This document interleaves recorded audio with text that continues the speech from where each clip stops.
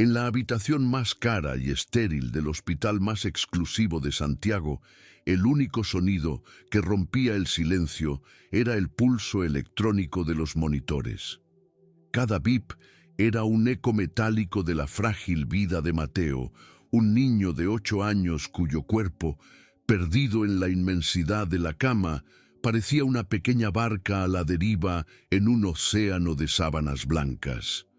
La tecnología más avanzada del mundo lo rodeaba, pero ninguna de sus luces parpadeantes podía ofrecer una respuesta, una cura, una esperanza. Su lado, Catalina Reyes, una de las directoras ejecutivas más poderosas de Chile, parecía una extraña en su propia vida. Acostumbrada a que el mundo se doblegara ante sus órdenes, a que los mercados financieros se movieran con sus decisiones, aquí, en este espacio aséptico, todo su poder era inútil. Parecía pequeña, encogida por una impotencia que nunca antes había conocido. El eco de las últimas palabras de los médicos, una mezcla de jerga médica y compasión profesional, resonaba en su mente como una sentencia de muerte inapelable. En un acto de puro y absoluto desespero, se giró hacia el hombre que permanecía en silencio junto a la ventana. Era una figura que no pertenecía a ese lugar. Sus botas estaban manchadas de tierra y sus manos, aunque limpias, mostraban los surcos del trabajo con la tierra. Era Javier, el jardinero de su propiedad. Ella lo había convocado allí, en un último y supersticioso recurso, aferrándose a los rumores sobre su sabiduría con las hierbas y los remedios naturales. «Sana a mi hijo», dijo Catalina, su voz, normalmente firme como el acero, ahora rota y temblorosa. «Sana a mi hijo», repitió, cada palabra un ruego, «y te daré mi empresa, todo, cada acción, cada edificio, la torre que lleva mi nombre, todo será tuyo». La oferta era desmesurada, absurda, la apuesta final de una mujer que creía que todo en el mundo, incluso la vida, tenía un precio que su fortuna podía pagar. Javier no la miró. Sus ojos estaban fijos en el rostro pálido del niño, en la cama, y en ellos había una profundidad de dolor que Catalina no pudo comprender. Entonces, muy lentamente, él se giró. Su mirada no contenía la avidez que ella esperaba, ni siquiera sorpresa, solo una tristeza antigua y profunda. Su voz, calma y grave, cortó el aire tenso de la habitación. «No quiero tu empresa, Catalina», dijo. Su rechazo fue tan absoluto que la desarmó por completo. «Solo quiero una cosa». Hizo una pausa, y en esa pausa el mundo de Catalina se detuvo. «Quiero que le digas la verdad a nuestro hijo». La palabra «nuestro» cayó en el silencio del cuarto con el peso de una revelación. En ese instante, la armadura de Catalina Reyes se hizo añicos. El hombre que tenía delante no era un simple jardinero al que podía contratar. Era un fantasma de su pasado, el guardián de un secreto que ella había enterrado bajo 9 años de éxito implacable. Y se dio cuenta, con un horror helado, de que la cura para Mateo no vendría de su inmensa fortuna, sino del veneno de la verdad que ella misma había creado. 9 años antes, el mundo era un lugar muy diferente. Catalina era una joven y brillante ejecutiva, con una ambición tan afilada como su inteligencia. Estaba decidida a conquistar la cima del mundo corporativo, un mundo dominado por hombres, y no permitiría que nada ni nadie se interpusiera en su camino. Su vida era una estrategia calculada, un plan de acción a largo plazo donde no había espacio para el desorden de las emociones. Pero el corazón tiene razones que la lógica empresarial no entiende. En la propiedad de su familia conoció a Javier. Él era el jardinero, un hombre de origen humilde, descendiente del pueblo mapuche. No poseía nada material, pero tenía una riqueza de otro tipo, una profunda conexión con la tierra, una sabiduría ancestral sobre las plantas y un alma tranquila que contrastaba con la febril ambición de Catalina. representaba todo lo que ella había decidido dejar atrás. A pesar de sus mundos opuestos, o quizás por ello, vivieron un romance apasionado y secreto, lejos de las salas de juntas y de las miradas de la alta sociedad. En la quietud del jardín, Catalina se permitía ser vulnerable, se permitía amar. Con Javier no era la futura CEO, era simplemente Catalina, y él, con ella, compartía no solo su cuerpo, sino también su visión del mundo, una en la que la salud de la tierra y la del espíritu estaban intrínsecamente conectadas. Pero el mundo real, con sus crueles jerarquías, no tardó en reclamarla. Cuando Catalina descubrió que estaba embarazada, el pánico ahogó el amor. Un hijo de un jardinero, un niño con raíces indígenas, sería un lastre, una ancla que la hundiría antes de que pudiera llegar a la cima. Su ambición, el motor de su vida, habló más alto que su corazón. Tomó la decisión más brutal y pragmática de su vida. Tenía que borrar a Javier, borrar ese capítulo, borrar a su propio hijo de la vida de su padre. La ruptura fue tan precisa y cruel como una operación corporativa. Catalina citó a Javier en el jardín, el escenario de su amor, y lo despidió de su vida. Le dijo la mentira más devastadora que pudo concebir, una mentira diseñada para cortar todos los lazos, para asegurar que él nunca la buscara. Le dijo que había sufrido un aborto espontáneo, que el bebé se había perdido. Lloró lágrimas de cocodrilo mientras él, con el corazón genuinamente roto, la consolaba, sin saber que el verdadero duelo de ella no era por un hijo perdido, sino por la mujer que estaba asesinando dentro de sí misma. Pocos días después, ella se marchó. Se sumergió en el trabajo con una ferocidad que asustó a sus colegas y maravilló a sus superiores. Su ascenso fue meteórico. Cada peldaño que subía en la escalera corporativa era una nueva capa de ladrillos en la fortaleza que construía alrededor de su corazón y de su secreto. 9 meses después, en un hospital privado y bajo un estricto acuerdo de confidencialidad, nació Mateo. Para el mundo, Catalina era una madre soltera y trágica que había concebido a su hijo en el extranjero con un brillante empresario europeo que había muerto antes de que el niño naciera. Era una historia impecable, una ficción que protegía su estatus. Mientras Catalina construía su imperio de cristal y acero, Javier reconstruía su vida sobre la tierra. Con el corazón destrozado por la doble pérdida de su amor y de su hijo no nacido, se refugió en el conocimiento de sus ancestros, se aisló aún más en su mundo de plantas, de ciclos lunares y de una sabiduría que el mundo moderno había olvidado. Dejó de ser solo un jardinero, se convirtió en un curandero, un hombre al que la gente de su comunidad acudía en busca de alivio para sus dolencias, un fantasma sabio y respetado que vivía en los márgenes del mundo de Catalina. Años después, el destino, con su ironía a menudo cruel, comenzó a tejer de nuevo sus hilos. Mateo, el hijo brillante y amado de Catalina, fue diagnosticado con una misteriosa enfermedad autoinmune. Su cuerpo, sin razón aparente, comenzó a atacarse a sí mismo. Los mejores médicos del país, los especialistas más caros, se declararon impotentes. Veían los síntomas, pero no encontraban la causa. Y mientras la ciencia occidental se encogía de hombros, el cuerpo de Mateo se debilitaba día tras día, desvaneciéndose ante los ojos de su madre. Fue entonces, en el punto más bajo de su desesperación, cuando una de sus empleadas domésticas, una mujer del campo, le habló con timidez de un curandero. Un hombre que vivía en las afueras de la ciudad, un hombre con manos santas que había sanado a su propio hermano cuando los médicos lo habían desahuciado. Catalina, la mujer de ciencia y de cifras, al principio se burló de la idea. Pero el amor de una madre por su hijo es más fuerte que cualquier escepticismo. Sin más opciones, decidió buscarlo. La reunión fue un cataclismo silencioso. Siguió las indicaciones hasta una pequeña casa rodeada de un jardín exuberante y caótico. Esperaba encontrar a un anciano chamán envuelto en humo y misterio. Pero el hombre que salió a recibirla, secándose las manos en un delantal, fue Javier.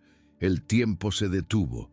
9 años de mentiras, de dolor enterrado, de vidas separadas, se derrumbaron en un solo instante de reconocimiento. Él la miró sin sorpresa, como si la hubiera estado esperando toda la vida.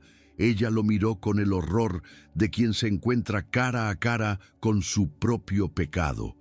De vuelta en el presente, en la aséptica habitación del hospital, la demanda de Javier ya no parecía una locura, sino una consecuencia inevitable. Catalina, todavía tambaleándose por la revelación de que él sabía de Mateo, escuchó su teoría. Javier creía que la medicina de la tierra podía curar el cuerpo, pero no el espíritu, y para él la enfermedad de Mateo era una manifestación física del alma de la familia, un alma enferma por el peso del secreto, por la ausencia del padre, por la energía rota que los envolvía. El conflicto central se instaló en el corazón de Catalina, una guerra entre dos mundos. Su mente lógica, la mente de la CEO que había construido un imperio, le gritaba que aquello era un disparate, un pensamiento mágico sin base científica. ¿Cómo podía una confesión curar una enfermedad autoinmune? Era absurdo.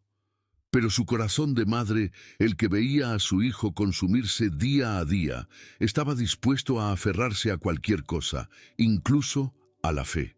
La principal fuerza antagonista no era una persona, sino la propia creación de Catalina, su orgullo.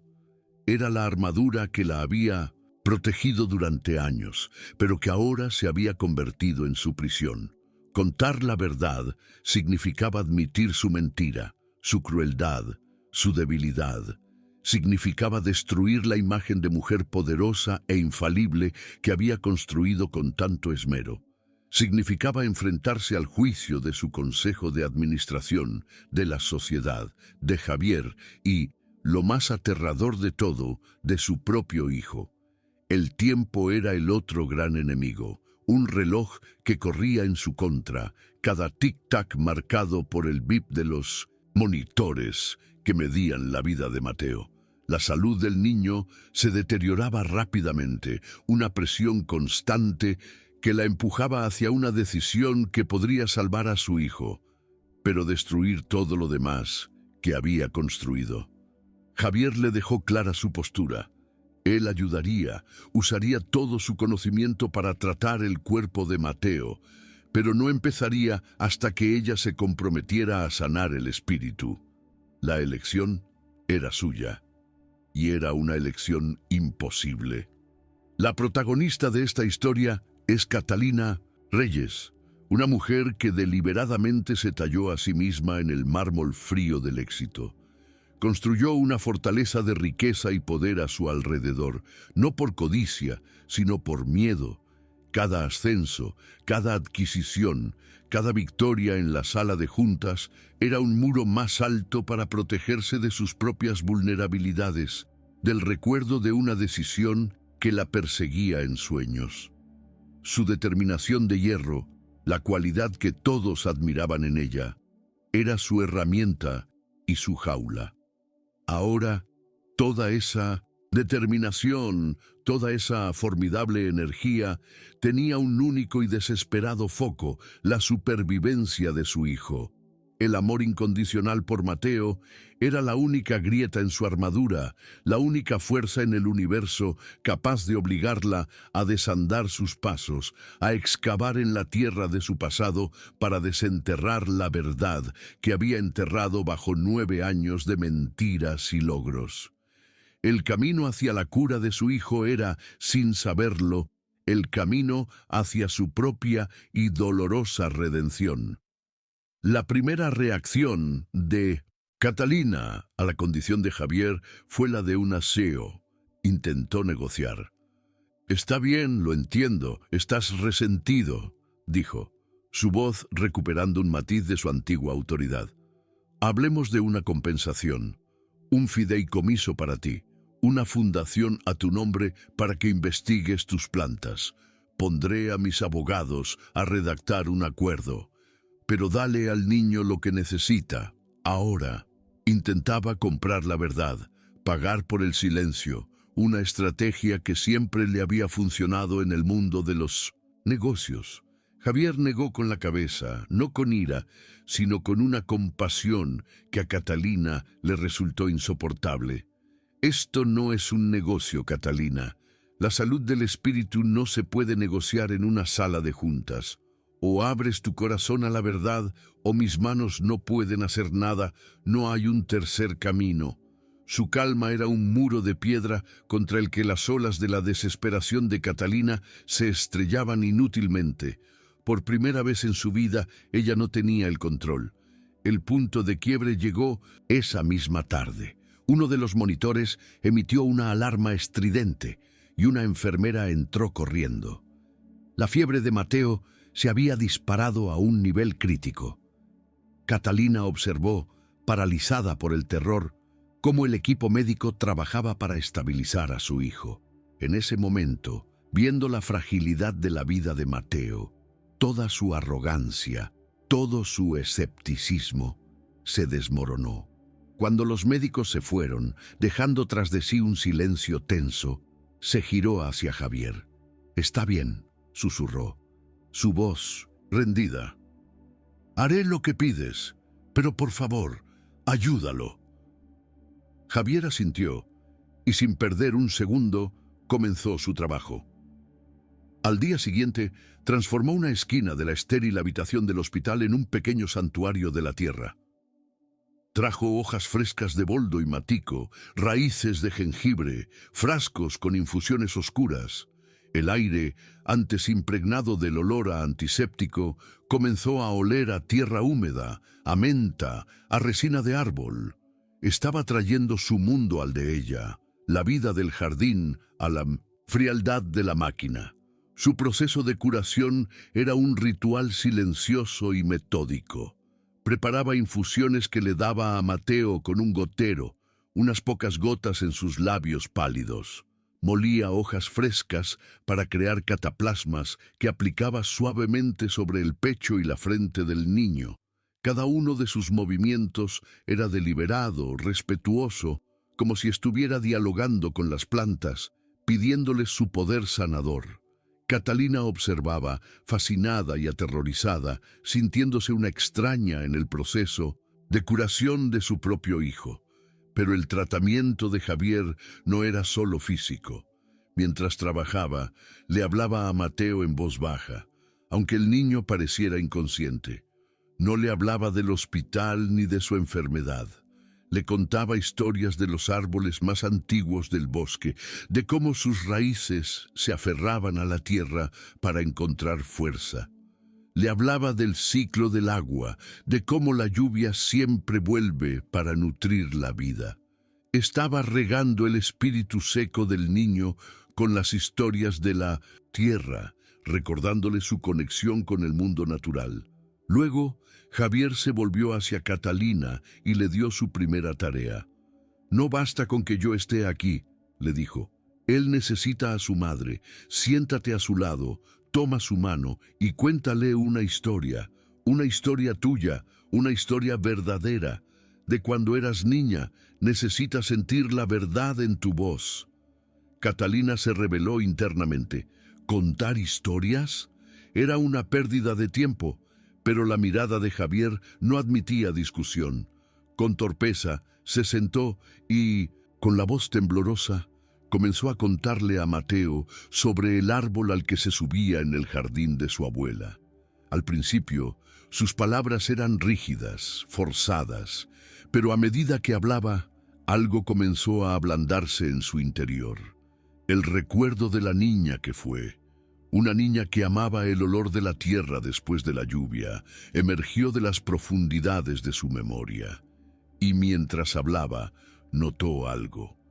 La respiración de Mateo, que había sido superficial y agitada, pareció calmarse, volverse un poco más profunda, más serena. Fue un cambio minúsculo, casi imperceptible, pero para Catalina fue el primer rayo de una luz que creía extinta para siempre. Los días y las noches en el hospital comenzaron a fundirse en un nuevo y extraño ritmo, una cadencia marcada por el goteo de las infusiones de hierbas y el murmullo de la voz de Catalina. El mundo exterior, con sus crisis bursátiles y sus reuniones de emergencia, comenzó a desvanecerse, reemplazado por la realidad elemental de la fiebre de un niño, el aroma de las hojas machacadas y el peso de una pequeña mano entre las suyas. Catalina, la mujer que dirigía su vida con la precisión de un reloj suizo, tuvo que aprender a vivir en un tiempo sin horas, un tiempo medido solo por la respiración de su hijo. Para Javier, cada momento en esa habitación era una mezcla de agonía y un amor recién descubierto. Mirar el rostro de Mateo era ver su propia sangre, sus propios rasgos reflejados en una cara que debería haber conocido desde su primer día. El dolor por los 9 años perdidos era una herida profunda, un duelo por una paternidad que le fue robada. Pero bajo ese dolor, un instinto protector, feroz y absoluto, comenzaba a crecer. No estaba solo sanando a un niño enfermo, estaba reclamando, en silencio y a través de sus cuidados, su derecho a ser padre. El arco de transformación de Javier era tan profundo como el de Catalina. Tenía que superar su propia y justa amargura para poder sanar a otros. Cada cataplasma que aplicaba, cada infusión que preparaba era un acto de perdón. Estaba perdonando a Catalina no con palabras, sino con acciones, eligiendo la salud de su hijo por encima de su propio resentimiento. Pasó de ser una figura reclusa, viviendo con la cicatriz de la traición, a convertirse en el sanador activo no solo del cuerpo de su hijo, sino del alma rota de su familia. Un día, el teléfono de Catalina vibró con insistencia. Era su asistente, su voz cargada de pánico. Una empresa rival había lanzado una oferta hostil para adquirir una de sus filiales clave. El viejo instinto del aseo se encendió, se levantó, comenzó a caminar por la habitación, dando órdenes precisas, su voz recuperando la dureza del acero. Convoca una reunión de emergencia del consejo. Prepara una contraoferta. Quiero un análisis de riesgos en mi escritorio en 1 hora. Estaba de vuelta en su elemento, en control total. Pero entonces, su mirada se cruzó con la de Javier. Él no la juzgaba. Simplemente sostenía en sus manos unas flores de manzanilla, cuyo delicado aroma comenzaba a llenar la habitación.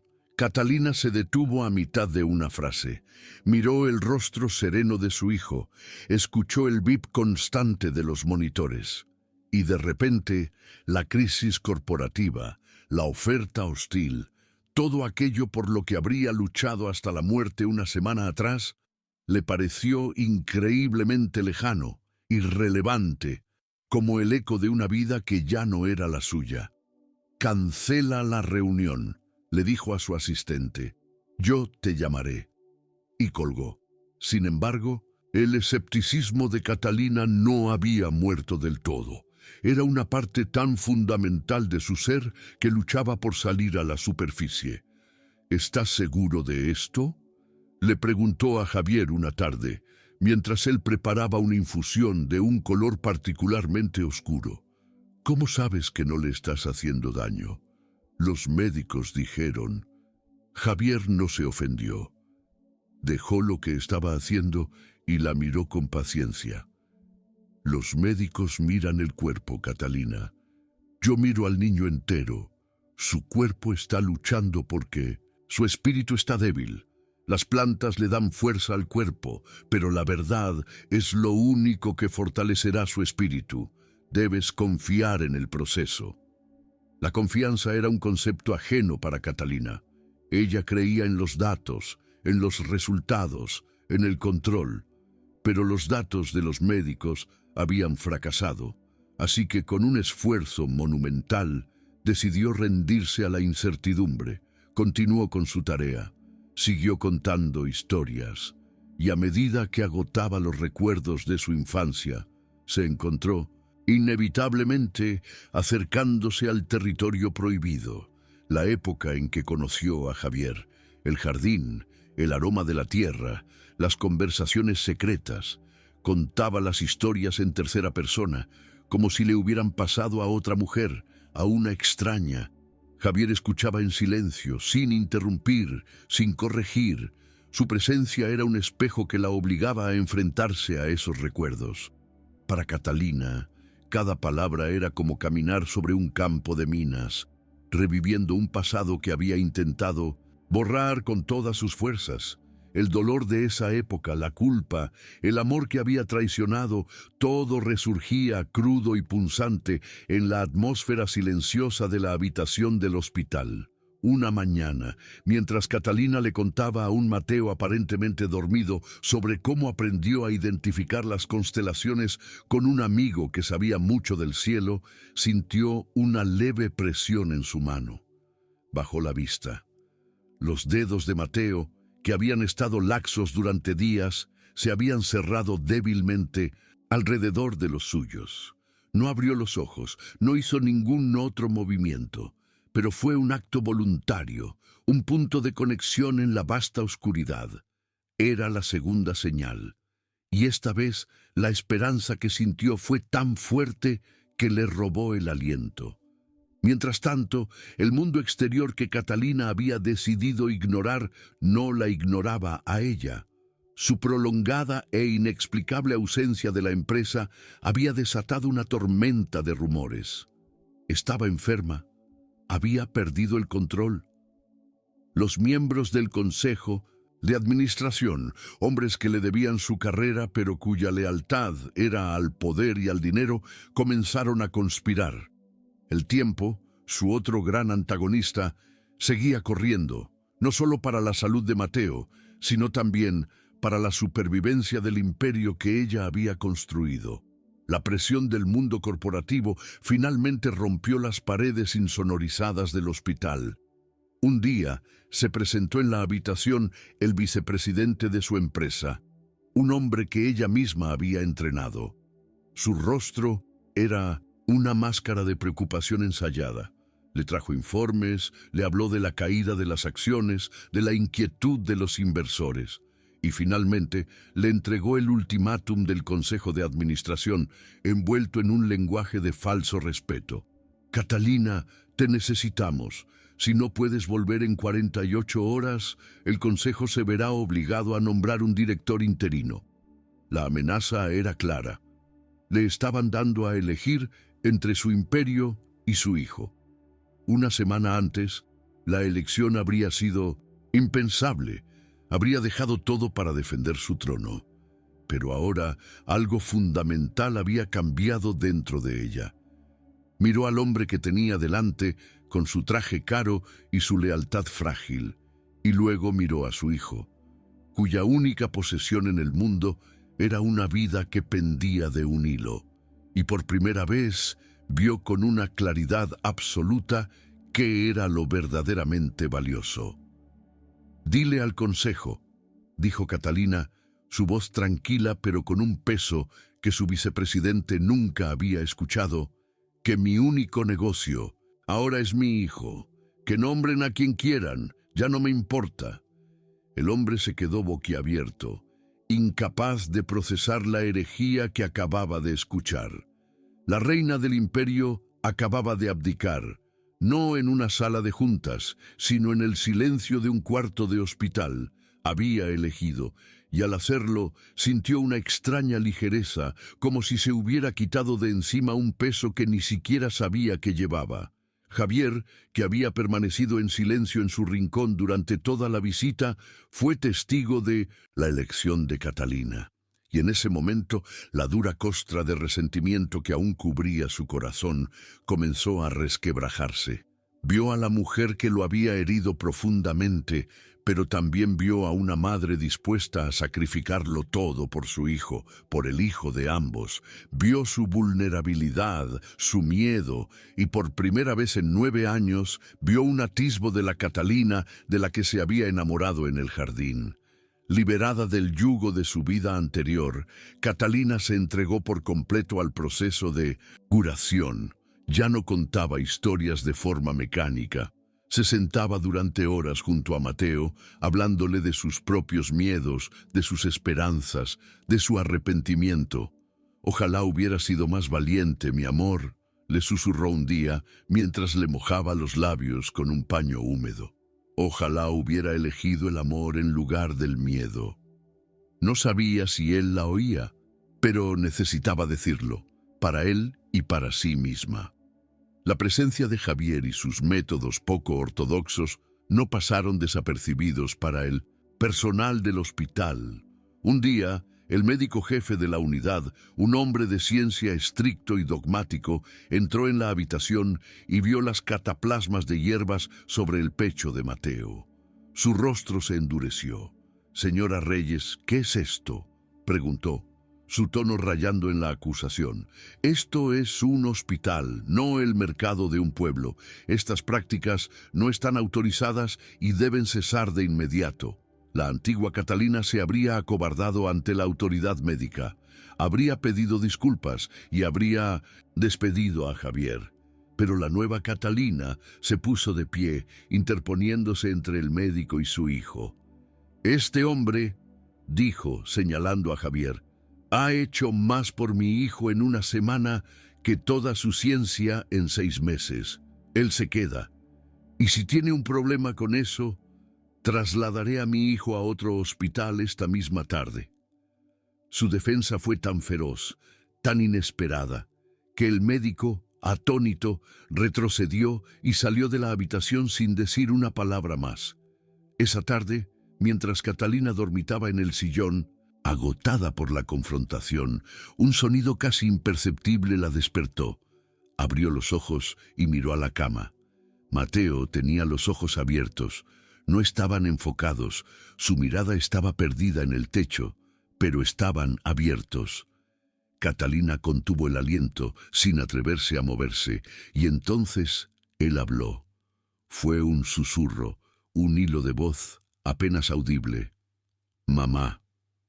La palabra, la primera que pronunciaba en semanas, fue como una explosión de luz en la oscuridad.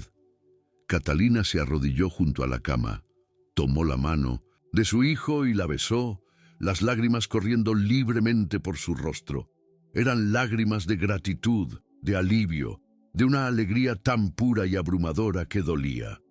Miró a Javier, que la observaba desde el otro lado de la habitación con una sonrisa suave. Él asintió, como diciendo, «Este es el principio, el camino es el correcto». El arco de transformación de Catalina estaba llegando a un punto de no retorno. Había renunciado a su empresa, había desafiado a la ciencia médica y ahora había escuchado la voz de su hijo de nuevo. La CEO controladora y arrogante estaba muriendo, y en su lugar, una madre humilde y vulnerable, dispuesta a creer en lo invisible, estaba naciendo.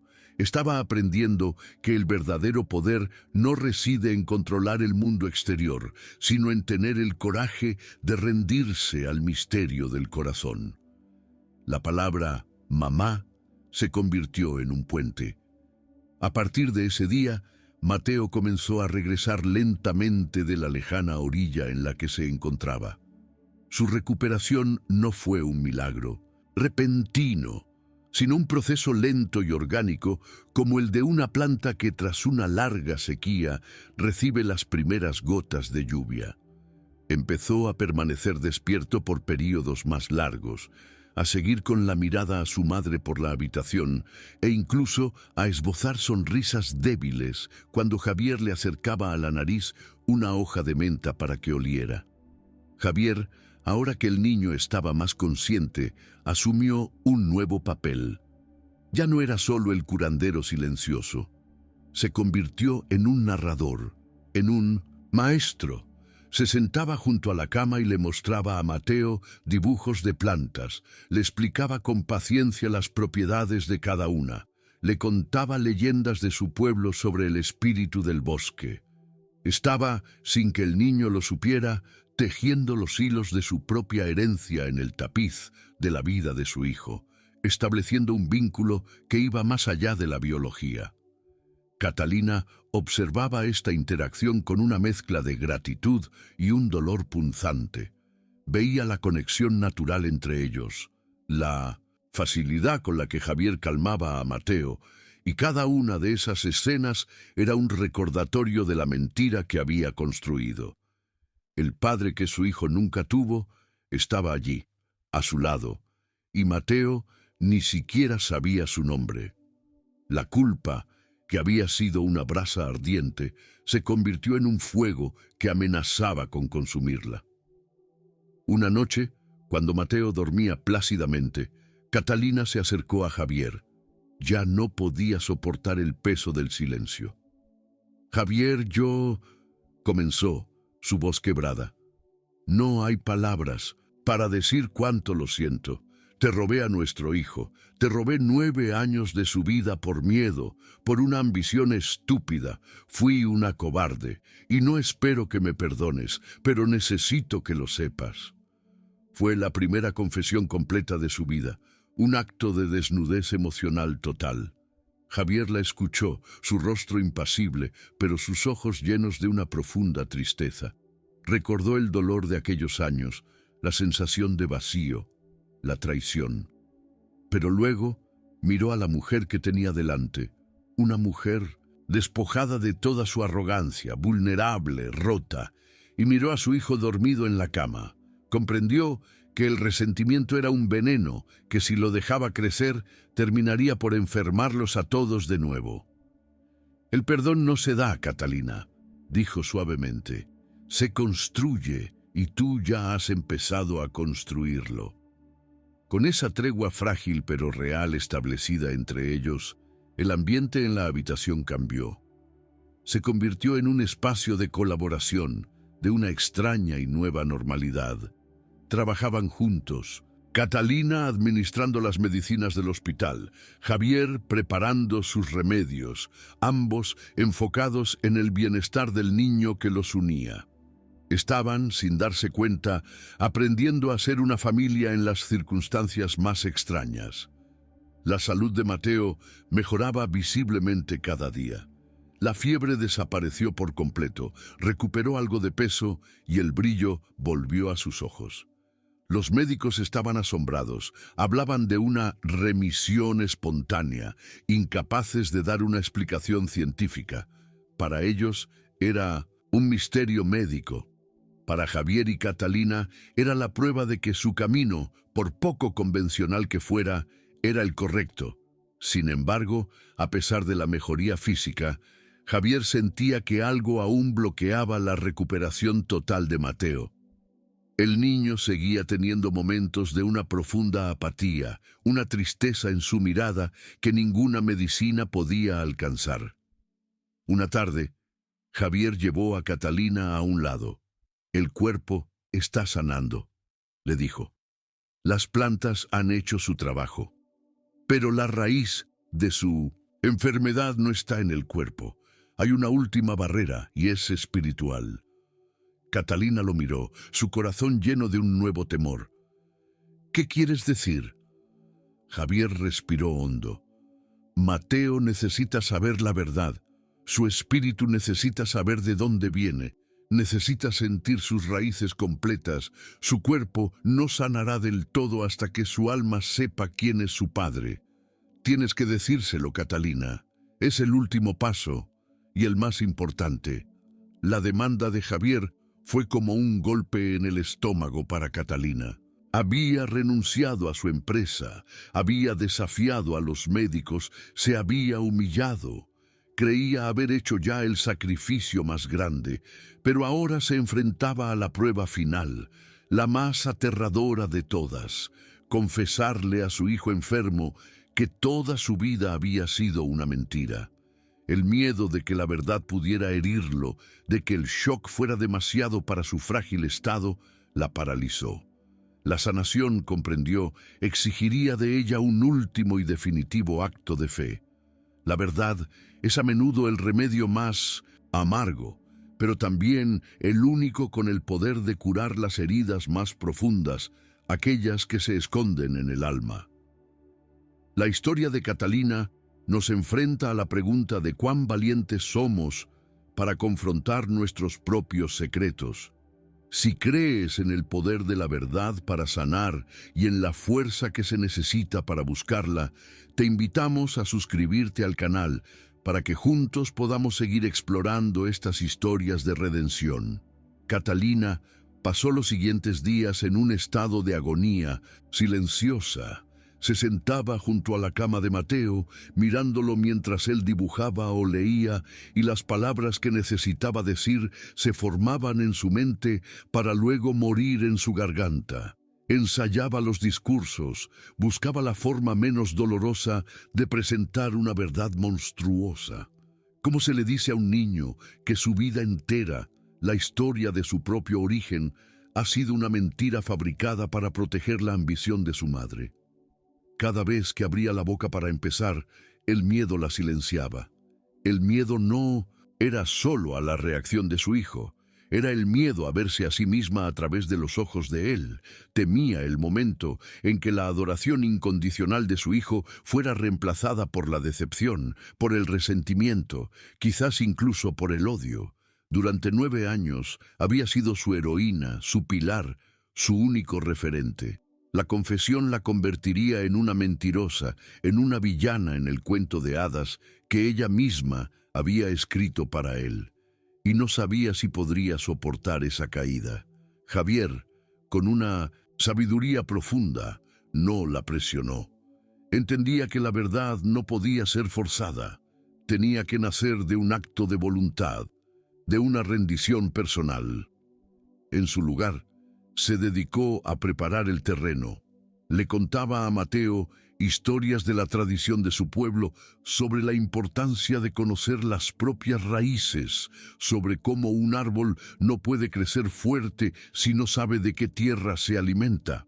Estaba, con sus metáforas, dándole al niño las herramientas para que pudiera entender la verdad cuando finalmente llegara. Mientras Catalina dudaba, la recuperación de Mateo se estancó. Su cuerpo, que había respondido tan bien a las hierbas de Javier, pareció llegar a una meseta. La energía que había comenzado a recuperar se desvaneció, y la apatía volvió a sus ojos. Los médicos, desconcertados, no encontraron ninguna razón física para el retroceso. Fue Javier quien le dio el diagnóstico a Catalina. El cuerpo ha llegado tan lejos como puede por sí solo, le explicó. Ahora está esperando que el espíritu le dé permiso para sanar por completo. Está esperándote a ti. La presión sobre Catalina se volvió casi física, un peso que le oprimía el pecho. Su mundo se había reducido a esa habitación, a esa decisión. Pero el mundo exterior, el que ella había abandonado, no la había olvidado. Una mañana vio en la tableta la portada de una importante revista de negocios. Su rostro estaba en ella, con un titular sensacionalista. ¿Dónde está Catalina Reyes? El misterio de la CEO desaparecida y el futuro de su imperio. El artículo estaba lleno de especulaciones, de rumores sobre una crisis nerviosa o una enfermedad secreta. Era un recordatorio de la vida y la imagen que estaba a punto de demoler para siempre. Pero fue Mateo quien la empujó al borde del abismo. Una noche sufrió una recaída repentina y grave. Su sistema inmunológico, que parecía haberse calmado, se rebeló con una violencia inesperada. La fiebre volvió con furia, su respiración se volvió difícil y los monitores del hospital se convirtieron de nuevo en una sinfonía de alarmas. Los remedios de Javier parecían no tener efecto. La crisis había llegado a su punto más crítico. Los médicos y las enfermeras entraron y salieron de la habitación, sus rostros llenos de una grave preocupación. Catalina se sintió de nuevo como en el primer día, impotente, aterrorizada, viendo cómo su hijo se le escapaba de las manos. Se dio cuenta, con una claridad que era puro terror, de que su vacilación, su miedo, su orgullo, le estaban costando la vida a su hijo. La verdad, por dolorosa que fuera, no podía ser peor que perderlo. Fue en ese momento de oscuridad absoluta que tomó su decisión.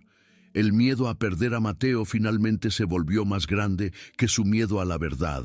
La rendición fue total. Miró a Javier, que la observaba con una calma compasiva, y en sus ojos no había un «te lo dije», sino un apoyo silencioso. Ella asintió. Una sola vez. No necesitaba palabras. Él comprendió que estaba lista. Antes de hablar con su hijo, sin embargo, sintió la necesidad de realizar un último acto simbólico, de deshacerse de la última piel de la mujer que solía ser. Tomó su teléfono y marcó un número. Era el de su vicepresidente. «Quiero una reunión con todo el Consejo de Administración, mañana por la mañana, por videoconferencia desde aquí», dijo, su voz desprovista de cualquier emoción. «Tengo un anuncio que hacer». Sería su última aparición como CEO.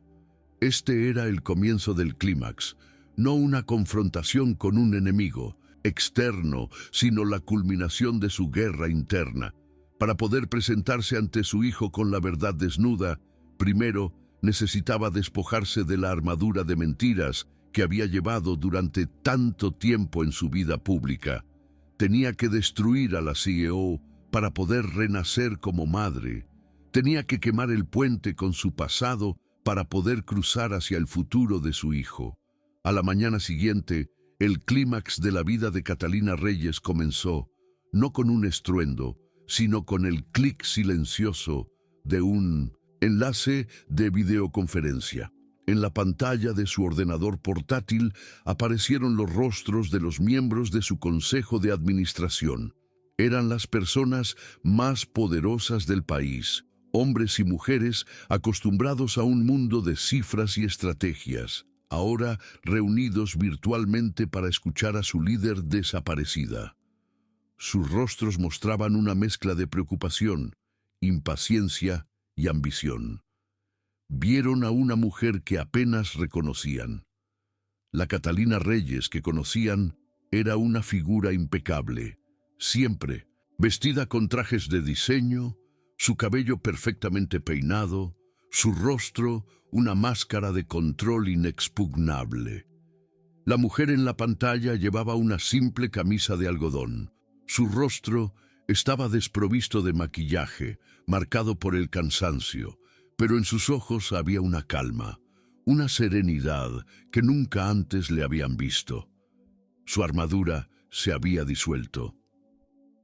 «Buenos días a todos», comenzó, su voz desprovista del tono autoritario habitual. «Gracias por reunirse con tan poca antelación. Seré breve». Hizo una pausa, mirando a cada uno de esos rostros que habían definido su vida durante la última década. «Con efecto inmediato, renuncio a mi cargo como directora general y a mi puesto en el Consejo de Administración de la empresa». El silencio en la videoconferencia fue total. Los rostros en la pantalla pasaron del desconcierto al pánico. Su vicepresidente fue el primero en hablar. «Catalina, ¿qué estás diciendo? No puedes hacer esto. Las acciones se desplomarán. Estamos en medio de una crisis. La empresa te necesita». Otros se unieron, hablándole de responsabilidad fiduciaria, de deber para con los accionistas, de legado. Apelaban a la mujer que creían conocer, pero esa mujer ya no existía. «Durante los últimos 15 años», continuó Catalina, su voz ganando fuerza, «he vivido para esta empresa, he sacrificado todo por ella, mi tiempo, mi salud y, lo que es peor, mi integridad. Y mientras construía un imperio, me olvidé de construir una vida. Mi hijo está en esta habitación, luchando por su vida. Y me he dado cuenta, demasiado tarde, de que ningún informe trimestral vale más que un solo latido de su corazón. No les contó toda la verdad. No les habló de Javier ni de la mentira, pero les dio una parte de su historia, la parte que necesitaban oír. Les habló del vacío del éxito, de la bancarrota del poder cuando se enfrenta a las verdades fundamentales de la vida y la muerte. Su discurso no fue una disculpa, fue un repudio a los valores que ellos representaban y que ella hasta ahora había defendido. Han sido muchos años persiguiendo el éxito equivocado, dijo, y ya no estoy dispuesta a seguir corriendo en la dirección contraria a mi alma. La empresa está en sus manos. Confío en que sabrán qué hacer. Y sin esperar una respuesta, sin dar lugar a más preguntas o ruegos, Catalina cerró la tapa de su ordenador portátil. La conexión se cortó. El mundo, que había sido su universo entero, desapareció con un simple clic. Se hizo el silencio en la habitación, un silencio diferente, ya no cargado de tensión, sino de una paz extraña y profunda. El peso de su imperio, una carga que había llevado sobre sus hombros durante tanto tiempo que se había convertido en parte de su esqueleto, se desvaneció. No sintió pánico ni arrepentimiento. Sintió una liberación tan abrumadora que tuvo que apoyarse en la pared para no caerse. Ahora ya no era Catalina Reyes, la CEO. Era solo Catalina, una madre. Y estaba lista para la parte más difícil de su viaje, la confesión, que realmente importaba. Se giró, alejándose del ordenador muerto, el símbolo de su vida pasada, y caminó hacia la cama de su hijo. Javier la observaba desde la ventana, y en su mirada había un profundo respeto. El primer acto de curación, la sanación de su propia vida, había concluido. Se sentó en el borde de la cama. Mateo, aunque débil, estaba despierto, sus grandes ojos fijos en ella. Tomó su pequeña mano entre las suyas. El corazón le latía con fuerza, pero su voz, cuando finalmente habló, era suave y clara. «Mi amor», comenzó, «hay algo muy importante que necesito contarte, una historia, la historia más importante de todas, nuestra historia». El verdadero clímax, la confesión a su hijo, estaba a punto de comenzar. Javier se acercó en silencio y se paró al otro lado de la cama, no como un espectador, sino como un participante silencioso, un pilar de apoyo. Su presencia le dio a Catalina la fuerza final que necesitaba. Los tres estaban juntos, rodeados por el frío resplandor de los monitores, a punto de realizar la operación a corazón abierto más importante de todas, una que no requería bisturís, solo la verdad. «Hace mucho tiempo, antes de que tú nacieras», comenzó Catalina, su voz suave, «mamá era una mujer muy joven con mucho miedo, y conoció a un hombre maravilloso, bueno y sabio, que en lugar de construir edificios, construía jardines. Él le enseñó a mamá sobre las estrellas, sobre el lenguaje de las plantas y sobre la importancia de tener raíces. Hablaba de Javier, pero lo describía como una figura de leyenda, el héroe perdido de un cuento. Ese hombre y yo nos enamoramos mucho», continuó, sus ojos llenándose de lágrimas que ya no intentaba ocultar. «Y de ese gran amor ibas a nacer tú, mi tesoro. Eras la mejor parte de nosotros». Mateo la escuchaba, sus ojos grandes y serios, absorbiendo cada palabra. Era la primera vez que oía una historia sobre su origen que no involucraba la muerte y la tristeza. «Pero mamá tuvo miedo», confesó Catalina. Y esta fue la parte más difícil, la confesión de su propia debilidad. Tuvo miedo de no ser lo suficientemente fuerte para tenerlo todo. Tenía la ambición de construir un gran imperio y pensó, en su ignorancia, que tenía que elegir. Y tomó una decisión equivocada, la peor decisión de su vida. Le dijo a ese hombre bueno una mentira terrible para alejarlo, para poder construir su mundo de cemento y acero. Tomó aire, el aire que necesitaba para pronunciar la verdad que lo cambiaría todo. Le dije que te había perdido, que ya no venías en camino, y le oculté que el tesoro más grande de mi vida estaba a punto de nacer. La crudeza de la confesión llenó la habitación. Era la primera vez que la decía en voz alta, y el sonido de su propia traición fue devastador. Durante 9 años te he contado que tu papá era un hombre que había muerto, y esa también era una mentira. Miró a su hijo, suplicando su perdón con los ojos. Tu papá no murió, mi amor. Tu papá nunca te abandonó. Fui yo la que lo alejó por miedo. Entonces levantó la vista hacia el hombre que estaba al otro lado de la cama. Tu papá ha estado aquí, cuidándote todo este tiempo. El hombre del jardín, Javier, es tu padre. Mateo giró lentamente la cabeza. Miró a Javier. No había shock en su rostro, ni ira. Solo una curiosidad profunda y tranquila, como si una parte de su alma ya supiera la verdad y solo estuviera esperando que las palabras la alcanzaran. Miró los ojos de Javier. Unos ojos que eran tan oscuros y amables como los suyos. Vio las manos del jardinero, unas manos fuertes y gentiles que le habían estado dando infusiones y contándole historias. Javier, al sentir la mirada del niño, dio un paso adelante y se arrodilló lentamente junto a la cama. No dijo, «Soy tu padre». No necesitaba hacerlo. Simplemente extendió una de sus manos y la posó suavemente sobre la pequeña mano de Mateo, junto a la de Catalina. Por primera vez, las manos de los tres estaban unidas. En ese contacto, un circuito de energía, de verdad y de amor, se cerró, y en ese preciso instante algo cambió en la habitación. Fue un cambio sutil, energético. El aire pareció volverse más cálido, más ligero. El bip del monitor cardíaco, que había sido errático y débil durante la última crisis, de repente se estabilizó, adquiriendo un ritmo fuerte, constante y sereno.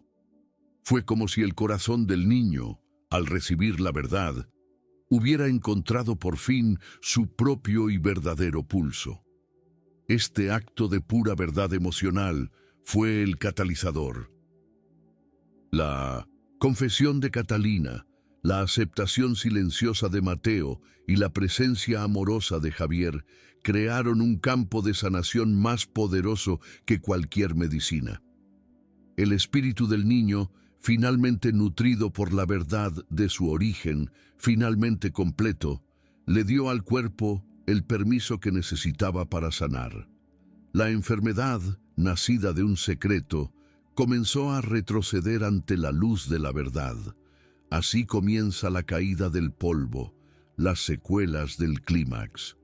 En los días que siguieron, la recuperación de Mateo fue tan rápida que asombró a todo el personal del hospital. Los médicos, armados con sus gráficos y sus datos, no podían explicarlo. Hablaban de una remisión milagrosa, de un caso para los libros de medicina, pero Catalina y Javier conocían la verdad. No fue un milagro, fue la consecuencia natural de una curación que había empezado en el único lugar donde la verdadera medicina puede actuar, el alma. La habitación del hospital se transformó. Dejó de ser una unidad de cuidados intensivos para convertirse en el primer hogar de una familia recién nacida. Javier le enseñaba a Mateo a identificar los pájaros que se veían desde la ventana. Catalina le leía cuentos, pero ahora elegía historias de aventuras y descubrimientos. Estaban torpemente al principio aprendiendo los ritmos de una familia, tejiendo un tapiz de normalidad con los hilos de la honestidad. El mundo exterior, el que Catalina había silenciado con un clic, intentó volver a entrar. Su teléfono se llenó de mensajes de periodistas, de antiguos colegas, de rivales de negocios. La noticia de su renuncia había sacudido el mundo financiero. pero Catalina miraba las notificaciones con una indiferencia serena. Esos mensajes parecían artefactos de una civilización lejana, reliquias de una vida que ya no le pertenecía. Su imperio ya no estaba en un rascacielos, estaba contenido en las 4 paredes de esa habitación. Finalmente llegó el día en que los médicos, rascándose la cabeza y admitiendo su derrota ante lo inexplicable, dieron de alta a Mateo. Salir de aquel hospital fue un acto simbólico y poderoso. Mateo no salió en una silla de ruedas, sino caminando, con pasos aún débiles pero firmes, sosteniendo la mano de su madre a un lado y por primera vez en público, la mano de su padre al otro. Dejaban atrás un lugar de enfermedad y mentiras, y caminaban hacia una vida de salud y verdad. La resolución de su historia no fue la que Catalina había ofrecido en su desesperación. Javier nunca quiso su empresa. La verdadera solución no era una transferencia de poder, sino una disolución del falso poder. En las semanas siguientes, Catalina, con la misma eficiencia con la que había construido su imperio, comenzó a desmantelarlo. Vendió una parte mayoritaria de sus acciones, renunciando voluntariamente al control absoluto que tanto le había costado conseguir. No fue un acto de pérdida, sino de liberación. Con una parte significativa de los fondos, creó una fundación. No llevaba su nombre, sino el de su hijo, la Fundación Mateo. Su objetivo no era la caridad tradicional, sino la investigación y la validación de la medicina tradicional y herbal, la sabiduría de hombres como Javier, para tender un puente entre la ciencia ancestral y la moderna. Era su forma de honrar al hombre que había salvado a su hijo de 2 maneras. El arco de Catalina se completó. La mujer que había comenzado la historia dispuesta a dar su fortuna por una cura, terminó usando su fortuna para compartir esa curación con el mundo. Descubrió que el verdadero poder no residía en poseer, sino en dar, no en controlar, sino en cultivar. Redescubrió a la mujer que había sido mucho tiempo atrás, la que se enamoró de un jardinero, pero ahora con la sabiduría que solo el dolor y el arrepentimiento pueden otorgar. El nuevo hogar de esta familia no fue la fría mansión de Catalina, fue la pequeña y acogedora casa de Javier, rodeada por el jardín exuberante y salvaje que era el santuario de su alma. Catalina, por primera vez en años, volvió a sentir la tierra bajo sus manos, a oler la hierba mojada, a escuchar el sonido del viento en los árboles en lugar del bip de los monitores. La escena final de su historia no tiene lugar en una sala de juntas ni en un hospital, sino bajo el cielo abierto. Los 3, Catalina, Javier y un Mateo completamente sano y sonriente, están en el centro del jardín. Juntos están plantando un árbol, un joven roble. Las manos de Catalina, que antes firmaban contratos multimillonarios, ahora ahuecan la tierra. Las manos de Javier, que sanaron a su hijo, ahora guían las raíces del árbol, y las pequeñas manos de Mateo ayudan a cubrir esas raíces, asegurando su futuro. Están plantando un símbolo de su nueva vida, una vida que crecerá lenta pero fuerte, con raíces profundas en la verdad y ramas que se extenderán hacia el sol. Ya no hay secretos entre ellos, solo la promesa silenciosa de cuidarse mutuamente, de regar cada día el amor que casi se pierde para siempre. Esta historia nos enseña que las curaciones más profundas, las que realmente importan, no se pueden comprar con dinero ni se pueden alcanzar con poder. Florecen únicamente en el suelo fértil de la verdad, la humildad y el perdón. Nos recuerda que las raíces que a veces intentamos cortar de nuestro pasado son, a menudo, las mismas que tienen el poder de nutrirnos y salvarnos en nuestro futuro. A veces, la mayor fortaleza no se demuestra construyendo muros para protegerse, sino teniendo el coraje de derribarlos. Catalina tuvo que perder su imperio para encontrar su verdadero tesoro, la capacidad de amar y de ser amada honestamente. Javier tuvo que perdonar una herida profunda para poder reclamar la alegría de ser padre. Y Mateo, con la sabiduría inocente de los niños, les enseñó a ambos que la única medicina que su espíritu necesitaba era una familia unida por la verdad. El viaje de esta familia nos recuerda que nunca es demasiado tarde para reescribir nuestra propia historia, para desenterrar las verdades que hemos ocultado y permitir que nos sanen. Nos invita a preguntarnos, ¿qué jardines secretos estamos descuidando en nuestras propias vidas? Creemos que cada historia de sanación, por personal que sea, contiene una lección universal. Nos muestra la increíble capacidad del espíritu humano para repararse, para perdonar y para encontrar el camino de vuelta a casa, a uno mismo. Si este relato sobre el poder curativo de la verdad ha resonado contigo, y si deseas que más historias como esta sigan floreciendo y llegando a otros corazones, tu suscripción a nuestro canal es el sol y el agua que nutren nuestra misión. Gracias por acompañarnos hasta el final.